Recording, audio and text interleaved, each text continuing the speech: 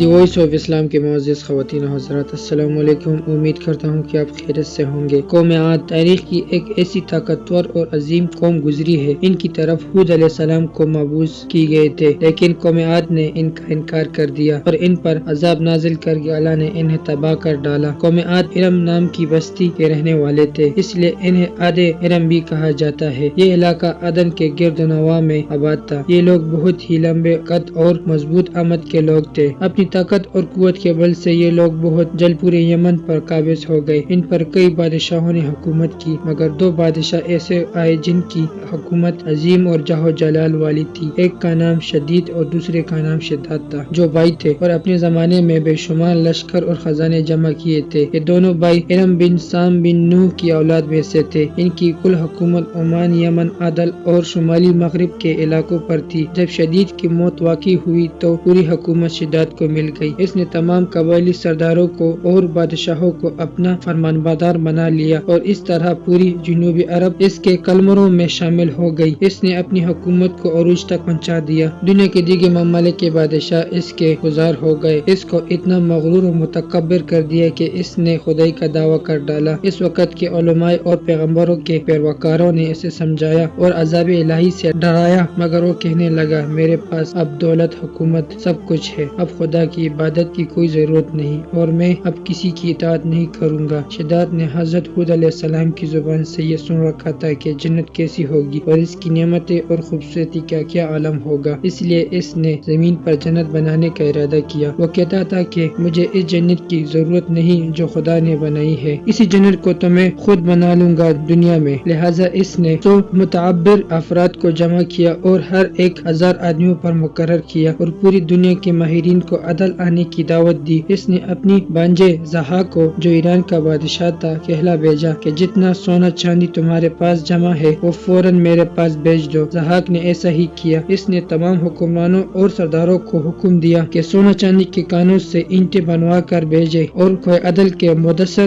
شہر جو 10 کوس چوڑا اور 10 کوس لمبا ہو بنانے کا حکم دیا۔ اس کی بنیادیں اتنی گہرے کھدوائی کے پانی کے قریب پہنچا دی، پھر ان بنیادوں کو سنگ سلیمانی سے بھروا دیا۔ پھر بنیادیں زمین کے برابر ہو گئی تو اس پر سونے چاندی کے اینٹیں کی دیواریں چنوائی۔ پھر دیواروں کی بلندی اس زمانے کے گز کے حساب سے 100 گز مقرر کی گئی۔ جب سورج نکلتا تو اس کی چمک سے دیواروں پر نگاہ نہیں ٹھہرتی تھی۔ یوں شہر کی چاروں دیواروں بنائی گئی۔ اس کے بعد 4 دیواروں کے اندر 1000 محل تعمیر کی گئی۔ ہر محل 1000 ستونوں والا تھا اور ہر ستون جواہرات سے جڑاؤ کیا ہوا تھا۔ پھر شہر کے درمیان میں ایک نہر بنوائی گئی اور ہر محل میں اس نہر سے چھوٹی چھوٹی نہریں لے جائی گئی۔ ہر محل میں ہولز اور فوارے بنوائی گئی۔ ان نہروں کی دیواریں اور فرش یاقوت، زمرد، مرجان اور نیلم سے سجا بھی گئی۔ نہروں کے کناروں پر ایسی مصنوعی درخت بنائے گئے جن کی جڑیں سونے کی، شاخیں اور پتے زمرد کے تھے۔ ان کے پل موتی، یاقوت اور دوسرے جواہرات کے بنوا کر ان پر ٹانگ دیے گئے۔ شہر کے دکانوں اور دیواروں کو مشک و زعفران اور امبر گلاب سے سیل کھل گیا۔ یاقوت جواہرات کے خوبصورت پرندے چاندی کی اینٹوں پر بنوائی گئی جن پر پہرے دار اپنی اپنی باری پر آ کر پہرے کے لیے بیٹھتے تھے۔ جب تعمیر مکمل ہو گئی اور حکم دیا گیا کہ سارے شہر میں ریشم کے قالین بچھا دیا جائے، پھر نہروں میں سے کسی کے اندر میٹھا پانی، کسی میں شراب، کسی میں دودھ اور کسی میں شہد اور شربت جاری کر دیا گیا۔ روایتوں میں آتا ہے کہ اس جنت کو بنانے میں 3000 سال لگے اور شداد کی عمر 9000 سال کے قریب تھی۔ باغ ارم کے مکمل ہونے کے بعد وہ اپنے لاؤ لشکر کے ساتھ متکبرانہ انداز میں شہر کی طرف روانہ ہوا۔ جب قریب پہنچا تو تمام شہر والوں نے اس کے استقبال کے لیے شہر کے دروازے پر باہر آ گئے اور اس پر زر و جواہرات نچاور کرنے لگی۔ ابھی اس نے گھوڑے کی رکاب سے ایک پاؤں نکال کر دروازے کی چوکھٹ پر رکھا ہی تھا کہ اس نے ایک اجنبی شخص کو اپنے قریب کھڑا دیکھا۔ اس نے پوچھا، تم کون ہو؟ اس نے کہا، میں ملک الموت ہوں۔ پوچھا، کیوں آئے ہو؟ اس نے کہا، تیری جان لینے۔ شداد نے کہا، مجھے کچھ مہلت دے دو کہ میں اپنی بنائی ہوئی جنت کو دیکھ لوں۔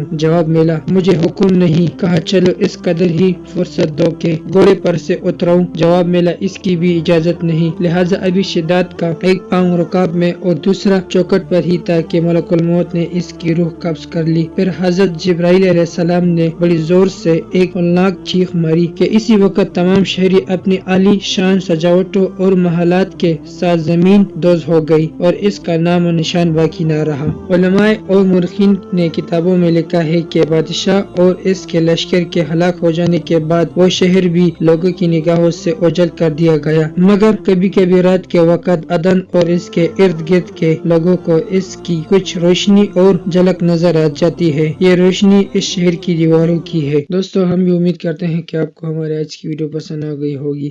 اگر آپ کو ہماری آج کی ویڈیو پسند آ گئی ہے تو سب سے پہلے اسے لائک کریں اور اپنے رائے کا اظہار کمنٹ سیکشن میں ضرور دیں۔ آخر میں آپ سے پھر سے درخواست ہے کہ دی وائس آف اسلام کو سبسکرائب کریں اور ساتھ ہی لگی گھنٹی کو بھی کلک کریں تاکہ ہمارے آنے والے نوٹیفیکیشن بر وقت ملتا رہے۔ تو ملتے ہیں نیکسٹ ویڈیو میں۔ خدا حافظ۔